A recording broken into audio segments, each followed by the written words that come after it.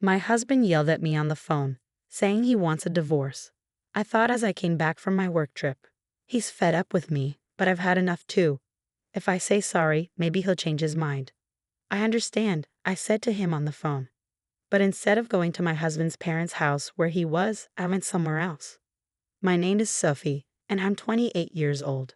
I got married to David, who is 2 years older than me, 3 years ago. To be frank, David is the son of the future CEO of the company where I work. Originally, I worked somewhere else. But after marrying David, I changed jobs. Now, I'm working hard in the same company as him, aiming to become the CEO's wife someday. David wasn't sure about me working there, but when the current CEO, who is his dad, ordered it, there wasn't much to discuss. My job keeps me really busy, and I often have to go on long business trips. We've been wanting to have a baby, but with our hectic schedules, it's been hard to relax enough for that. Lately, things between David and me haven't been great. We're both really busy, and we end up arguing about small stuff a lot. Just the other day, David got mad at me as I was getting ready to leave for work. "Hey Sophie, why didn't you wake me up when I asked you to?" "I did wake you up a few times, David, but you yelled at me to leave you alone and said you'd wake up by yourself, so I went ahead and made breakfast." "What? I never said anything like that. Don't lie to me." "I'm not lying. I tried to wake you up at least 20 times, and your alarm was blaring the whole time. You can't imagine what's going to happen if I'm late today. I'll get chewed out by my dad again. Why do I have to be the one who gets yelled at when it's his fault for not waking up?" At first, I put up with my husband's unfair scolding, but eventually, I started standing up for myself. This led to a big fight recently where he said, "I want a divorce." Thankfully, our in-laws stepped in and stopped things from getting worse. Still, I was getting really tired of him bringing up divorce every time we argued. One day, while I was getting ready for a business trip, my husband came up to me looking upset. "Hey Sophie, you're leaving for another trip, huh?" My husband always calls my business trips like they're not important. It's not just a trip, it's a business trip. "Why do I have to keep explaining this to you?" I replied, feeling frustrated. "Must be nice always going on trips and neglecting the housework. You're probably just going sightseeing after pushing all the house chores on me, right?" "Listen, that's enough. This is for your company, you know. Why can't you just accept that it's a business trip?" I can't imagine how it's like to be a rookie like you going on a business trip. Being so useful is pretty much just like a trip. "What the hell is wrong with you? Can't you tell the difference between a trip and a business trip?" "Well, it's the truth, isn't it? You say I'm dumping the house chores on you, but you've never done anything around the house when I'm away on a business trip. When I'm not around, my husband only ever orders takeout, leaves the laundry piled up, and doesn't even take out the garbage. Despite doing nothing, his attitude gives me so much stress. Even the divorce drama last time was all because of his personality. Even though we both work and spend the same amount of time on our jobs, all the housework is left to me. On top of that, he acts all superior and domineering, which I couldn't stand. Trying to discuss it with him is pointless as he never admits to any fault on his part. Instead, he always turns it around and blames me. As I continued getting ready for my business trip in silence, my husband started yelling at me again. For goodness sake, the wife of the future CEO shouldn't be taking business trips so lightly. If you're not assertive like me, the other employees will walk all over you. That's exactly why I'm working hard. I need to learn the job and meet with different clients. And yes, being the CEO's son helps. But we also have to acknowledge the efforts of all the employees who work hard to keep the company running smoothly. What are you talking about? The company's success is because of the hard work of all the employees, not just because you're the CEO's son. You should work as hard as everyone else. At those words, my husband got really angry and shouted, "What do you mean, work harder?" The other day, I overheard some employees talking. They said you always pass off overtime and difficult tasks to others and complain a lot. What? Who said that? I'll fire them immediately. That's not the point. Can't you see that you're the one in the wrong here? Can't you see that you're just riding on your father's reputation? My husband's eyes widened with anger, and he grabbed my bangs roughly. "Don't get too ahead of yourself. Who do you think got you this job in the first place?" Ouch, let go. You're only able to work at this prestigious company because you're married to me, got it? Refuse the business trip. I won't allow you to neglect our home for some work trip. I've explained it many times. It's for my job. I can't just refuse. Shut up. Stop arguing back. You married me, so you should just listen quietly to what I say. Suddenly, his grip on my hair loosened, and I stumbled back onto the floor. If this argument keeps going, it might end up in another threat of divorce. I managed to push my husband out of the room and focus on getting ready for my business trip. When I come back, I'll have to deal with a week's worth of chores piled up by my husband. I bet the laundry will still be there, and the trash will be overflowing. Just thinking about it made me feel exhausted even before the trip. The next day, as planned, I headed off on my business trip. I focused on my work and didn't let personal issues get in the way. When I got back home after a week, I couldn't believe what I saw. I'm back. The house was sparkling clean, just like the day I left for my business trip. It was a pleasant surprise. Thank goodness. Maybe David finally understood how I felt. Perhaps he had a change of heart and decided to help with the housework. Just as I started feeling relieved that my husband was being more supportive, I saw divorce papers on the table. What? What's this? There was a note next to them saying, "I'm going back to my parents' place. We're getting a divorce." Panicked, I quickly called my husband, and he picked up right away. Huh? Did you even read the divorce papers? His casual tone angered me, and I snapped back. Wait, are you seriously talking about divorcing me? Of course. You'd be in trouble if I did, wouldn't you? Don't talk about divorce so casually. Then my husband, sounding smug, said, "If you're going to take it that seriously," and started laying out conditions. "If you start taking care of the house and listen to me, I might think about canceling the divorce. But of course, no more trips." What? Like you, it wasn't just a trip. Huh? Are you talking back? If you are, then I'm divorcing you. You're such a nag. A nag? He calls me a nag when he can't even do a single thing around the house himself. If he's up for it, so am I. Fine.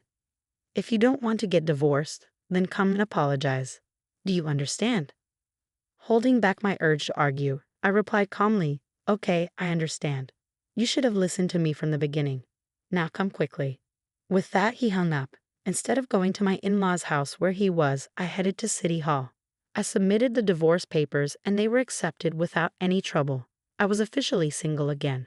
3 hours later, while I was packing up at home, my ex-husband came back with his mother, probably fed up with waiting for me. As soon as they saw me, they started hurling insults. "Hey, how long are you going to keep me waiting? That's right, you're a failure as a wife, yet you're out having fun. You should be taking care of David." Taking care of? How old is David? He's older than me, isn't he? I fired back, feeling frustrated. As I retorted, their brows furrowed in anger. Shut up, stop being stubborn, and apologize quickly. We're really going through with the divorce. If anyone will be in trouble if we get divorced, it's you, Sophie. You could have been the wife of the next company president, and you're okay with acting this way? And you. If you divorce me, you won't be able to live in this luxurious lifestyle. Are you okay with that? Well, I never thought you were a good match for David in the first place, so I really don't care. At a loss for words, my ex-husband grinned devilishly. Fine, this is your last chance. If you don't apologize now, we're getting a divorce. I'll even kick you out of the company. Decide quickly. At that moment, anger surged through me like a fireball. I had to make him understand the reality of the situation. We're already divorced, you know. What? Just as you wished. I've already submitted the divorce papers and they've been accepted, so I'm no longer your wife. What? Her ex-husband and mother-in-law stood there in shock. After a moment of silence, he finally spoke up. What are you talking about? This must be a joke, right? You wouldn't? Why would I lie? If you don't believe me, you can check the records yourself. No way. Suddenly, the mother-in-law, who had been listening, started to shout. Wait, Sophie, what have you done?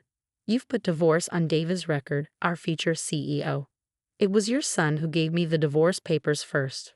All I did was submit them. Stop making excuses. Cancel the divorce right now. Do you understand? I'm sorry, but once the divorce papers have been accepted, they can't be canceled.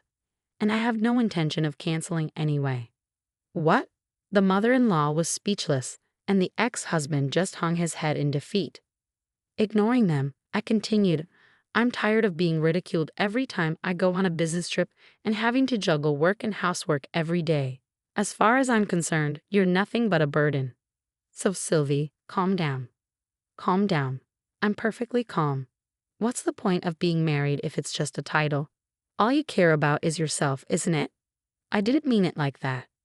Do you realize you're losing your status as the CEO's wife? Are you okay with that? I didn't join your company to become the CEO's wife.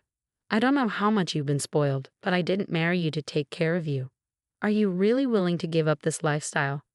If you just wait a little longer, you could become the CEO's wife. I absolutely refuse to keep being your caretaker. I'm not your mother. Just go and live your life on your own. With an intensity like never before, my husband was completely teary-eyed. His mother-in-law took her turn, stuttering out her final provocation. What if you divorce David? You'll also lose your job. And what if I do? What? I've already informed your father that I'll be quitting the company. What? The mother-in-law and ex-husband's eyes widened in surprise. To confirm, my ex-husband started calling his father. After a few rings, his father answered, and he put the call on speaker. Dad, listen to this. Sophie decided to divorce me on her own. Yeah, I heard. She told me she's quitting the company too. She's so selfish. Can't you fire her immediately with your CEO powers? Well, I guess I should fire someone ASAP. You. Yeah, that's right. Wait, what? Instead of the stunned ex-husband, his mother-in-law turned to her husband. What do you mean by that? There's nothing to explain. David is a liability who doesn't contribute anything to the company. I'm disappointed in his work ethic. Wait, what? How can you suddenly say that about our son? Stay quiet, the father-in-law firmly told his wife. David, your performance at work is lacking. You misuse company resources, make inappropriate advances towards female colleagues, and complain about trivial things like the cafeteria. You're just not cutting it. Do you think I don't know that your subordinates consider you incompetent? No, that's not true. It can't be. I can't protect you any longer, even if you're my son. You understand this, right? Just because you're the boss's son doesn't mean you get special treatment. But that doesn't mean you have to fire me. The only thing I can commend you for is marrying a capable wife. Sophie will continue to work for the company, but you're fired, David. At his father's words, my ex-husband's eyes widened in shock. Unfazed by his reaction, the father-in-law continued, Unlike you, Sophie is diligent in her work and brings in a lot of contracts. She's highly respected by our clients. Many companies have chosen to work with us because of her. But she was only sent on business trips because she's new. Don't be ridiculous. We trusted Sophie, so we gave her more responsibilities. You made fun of her, calling it a vacation or something, didn't you? No, I didn't. Let me make it clear. There's no place for you here until you become independent. Never come back to this house, understood? No way. And so, my ex-husband was disowned by his father-in-law, lost his job, and couldn't even return to his parents' home. When his mother tried to defend him, his father blamed her for spoiling him and gave her a divorce notice too. They used up their savings to live in an apartment, but they struggled to find work, and their unemployment continued. I still received messages from my ex-husband. Sophie, I was wrong. I won't make fun of you anymore. I promise to take care of myself, so please come back. I can't take it anymore. Help me. He was so persistent that I finally blocked his number. I shouldn't have to deal with that mama's boy anymore. On the other hand, I'm still working hard under my father-in-law, who is now the CEO. I have my own team, and I'm enjoying fulfilling days. I'm grateful that my father-in-law is a supportive manager. From now on, I want to pursue my goals without being held back by meaningless family ties.